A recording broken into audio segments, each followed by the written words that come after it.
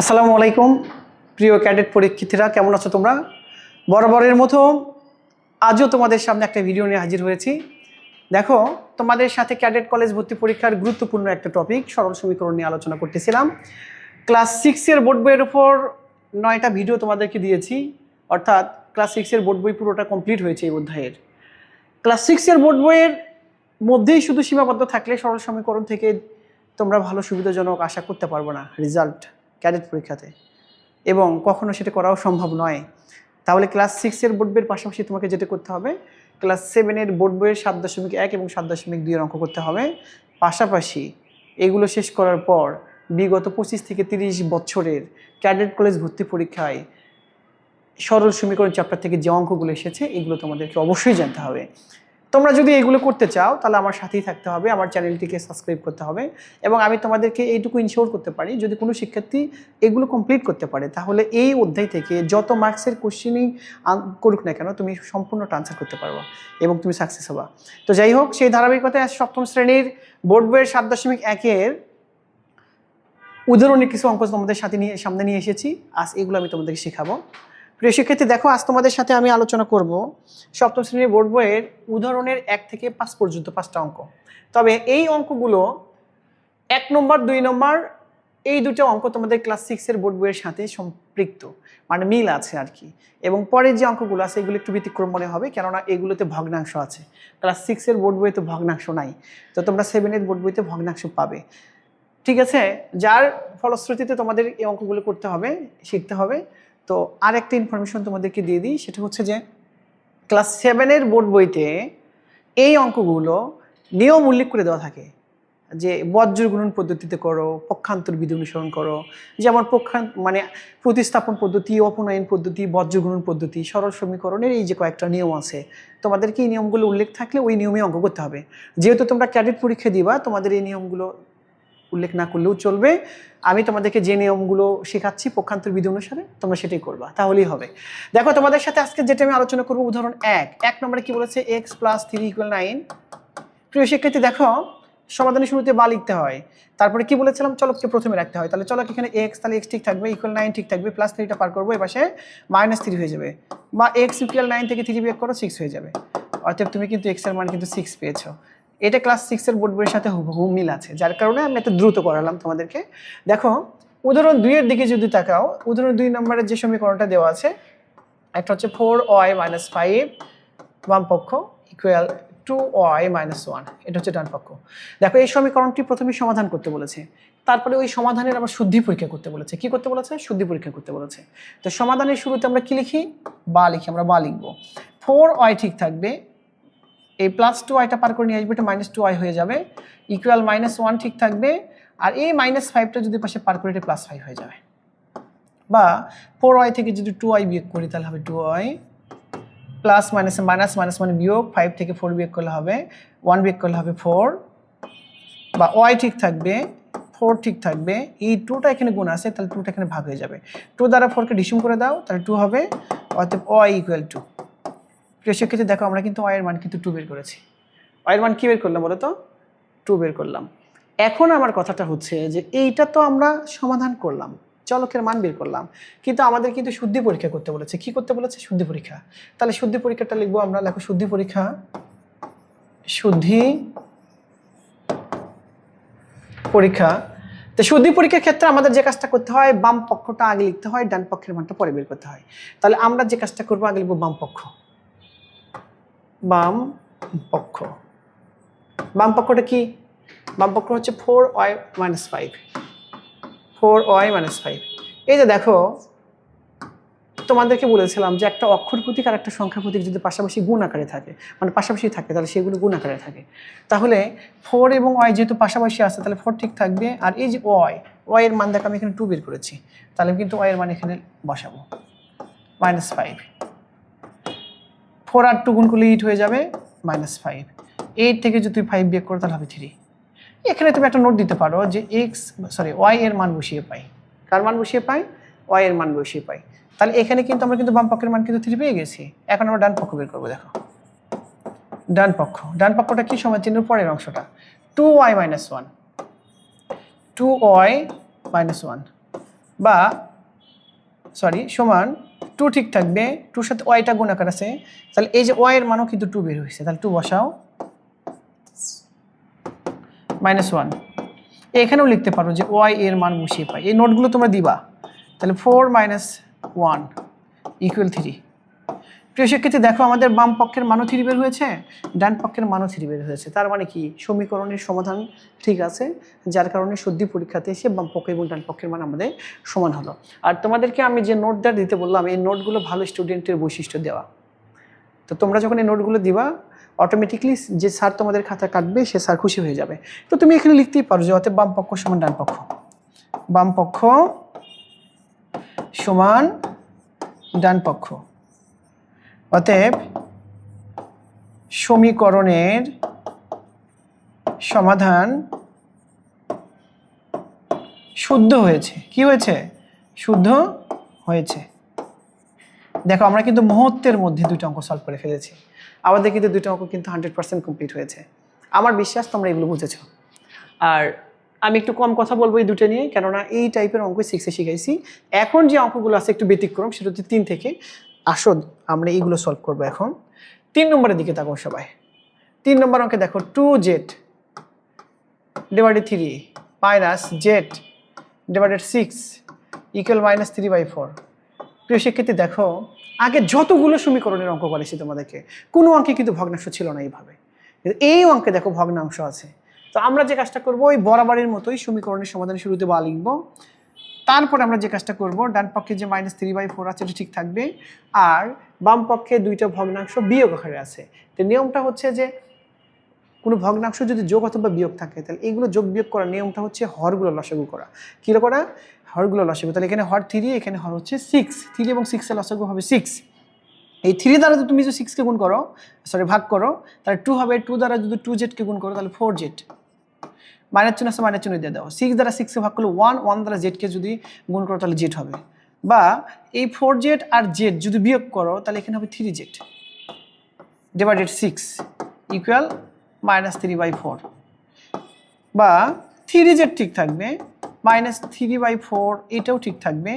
এই যে 6 এটা কিন্তু এখানে ভাগ আছে, তাহলে এটা যদি আমি এভাবে পার করে নিয়ে আসি তাহলে এটা কি হয়ে যাবে? গুণ হয়ে যাবে।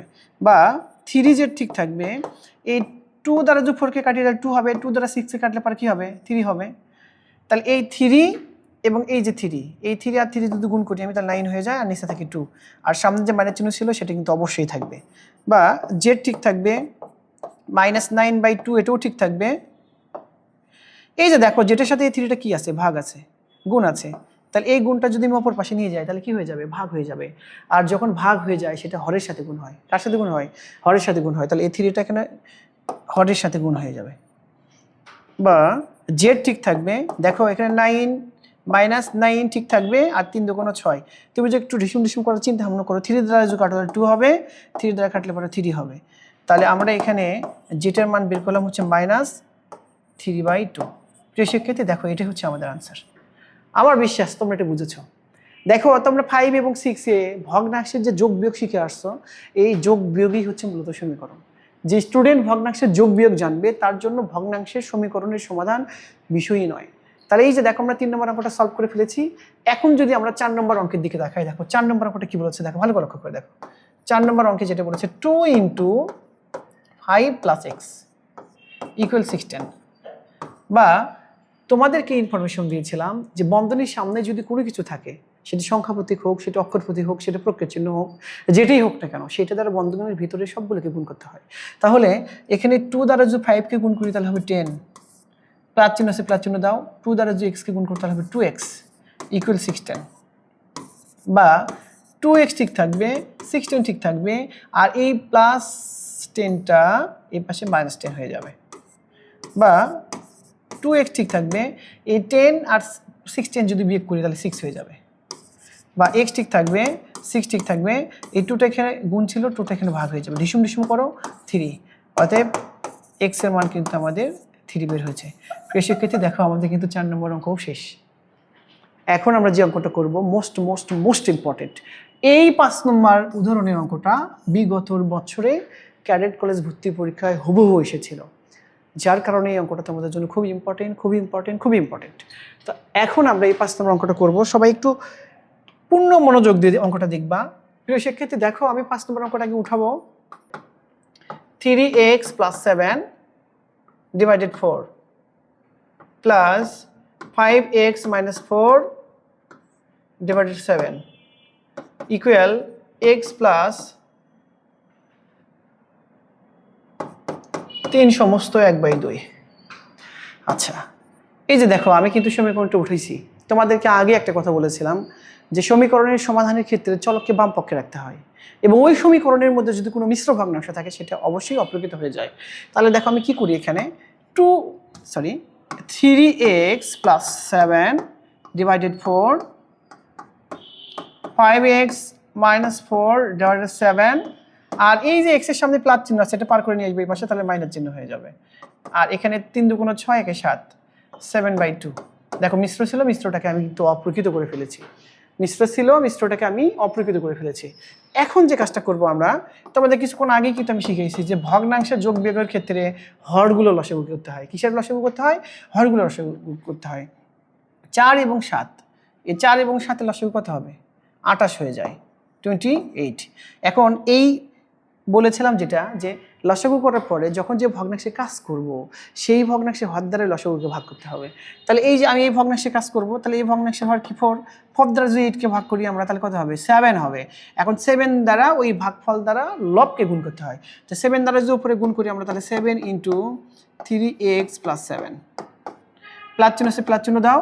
7 দ্বারা যদি আমি 28কে আবার ভাগ করি 4 হয়, 4 দ্বারা লবকে গুণ করলে পরে এরকম করে লিখতে হবে 4 × 5x - 4, মাইনাস চিহ্ন দাও। এই যে x, এই x এর নিচে কিন্তু কোনো হর দেখা যাচ্ছে না। আমি তোমাদেরকে আগেও বলেছিলাম যে কোনো সংখ্যা প্রতীক বা কোনো অক্ষর প্রতীকের সামনে যদি কোনো নিচে যদি কোনো হর না থাকে, তার হর সবসময় 1 ধরতে হয়। সবসময় মনে রাখবা, কোনো সংখ্যা প্রতীক বা কোনো অক্ষর প্রতীকের হর যদি না থাকে দেওয়া, তাহলে তার হর সবসময় 1 ধরতে হয়।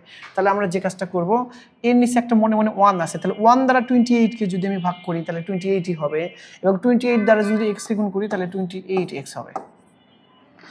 এখন তোমাদেরকে ওই আগের নিয়মটাই ফলো করতে হবে। তোমাদের কি বলেছিলাম, বন্ধনীর সামনে যদি কোনো কিছু থাকে তাহলে সেইটা দ্বারা বন্ধনীর ভিতরে সবগুলোকে গুণ করতে হয়। 7 দ্বারা যদি 3x গুণ করি তাহলে 3 × 7 = 21, 21x প্লাস 7 × 7 = 49, 49 প্লাস 4 দ্বারা 5কে গুণ করো 20x, প্লাস মাইনাসে মাইনাস।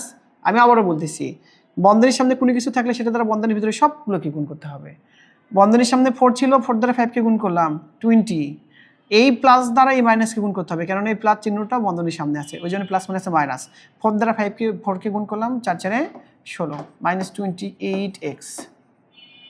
আচ্ছা, নিচে 28 ঠিক থাকবে। এখন আমরা যোগ বিয়োগ করে এটা ছোট করে ফেলবো। দেখো 7/2 ঠিক থাকবে, নিচে 28 এটাও ঠিক থাকবে। এই যে এখানে একটা জিনিস লক্ষ্য করে দেখো তোমরা, এই 21x এর সামনে প্লাস চিহ্ন, এই 20x এর সামনে প্লাস চিহ্ন, তাহলে প্লাস প্লাসে প্লাস, প্লাস মানে যোগ। তাহলে 21 আর 20 যদি যোগ করি আমি, তাহলে 41 হয়, 41x। আর এখানে বাকি আছে -28x, -28x। তো আমরা যদি -28x বিয়োগ করে ফেলি আমরা, তাহলে এটা হয়ে যাবে 13x। আচ্ছা, আর একটা জিনিস লক্ষ্য করে দেখো, আমরা এই 3টা চলক যেখানে আছে সেই 3টা চলকের কাজ করে ফেললাম। এখন শুধু বাকি থাকলো আমাদের 49 আর 16। একটা জিনিস লক্ষ্য করে দেখো, এই 49 এর সামনে প্লাস চিহ্ন আছে এবং 16 এর সামনে মাইনাস চিহ্ন আছে। আমি প্লাস মাইনাসে মাইনাস, মাইনাস মানে বিয়োগ। এই 49 থেকে যদি 16 বিয়োগ করি তাহলে আমাদের 33 হবে, এবং এই বড়টার সামনে প্লাস চিহ্ন আছে, ওই জন্য প্লাস চিহ্ন দিতে হবে। তাহলে যোগ বিয়োগের ক্ষেত্রে বড় সংখ্যার সামনে যে প্রক্রিয়া চিহ্ন থাকে আমাদের সেই প্রক্রিয়া চিহ্নটাই বসাতে হবে। এখন আমরা যে কাজটা করব সেটা হচ্ছে, বা 13x প্লাস 33 ঠিক থাকবে, 7/2 এটাও ঠিক থাকবে, আর এই 28টা এখানে যে গুণ ভাগ ছিল, এই 28টা আমি এখানে গুণ করে ফেলবো, বা 13x প্লাস 33, এই 2 দ্বারা যদি 28কে ডিসুম করা হয় তাহলে 14 হয়। এখন যে কাজটা করতে হবে আমাকে সেটা হচ্ছে, এই 14 আর 7 যদি গুণ করে দেখো, 7 আর 4 যদি গুণ করে 4 × 7 = 28, 28-এর 8, হাত থেকে 2, 7 থেকে 7, আর 2 9, 98। বা 13x ঠিক থাকবে, 98 ঠিক থাকবে, আর এই +3 যদি আমি পার করি এটা -33 হয়ে যাবে। তাহলে এই +33 আমি পার করলাম, -33 হয়ে গেল। এখন যে কাজটা আমরা করবো দেখো, 33 কিন্তু ঠিক থাকবে, 13x ঠিক থাকবে। এই 98 থেকে যদি 33 যদি বিয়োগ করে দিই, তাহলে 8 থেকে যদি 3 বিয়োগ করি, তাহলে 8 থেকে 3 বিয়োগ করলে হবে 5, আর 9 থেকে যদি 3 বিয়োগ করি হবে 6। বা x ঠিক থাকবে, 65 ঠিক থাকবে, আর এই 13টা এখানে গুণ আকারে ছিল, একটা ভাগ হয়ে যাবে।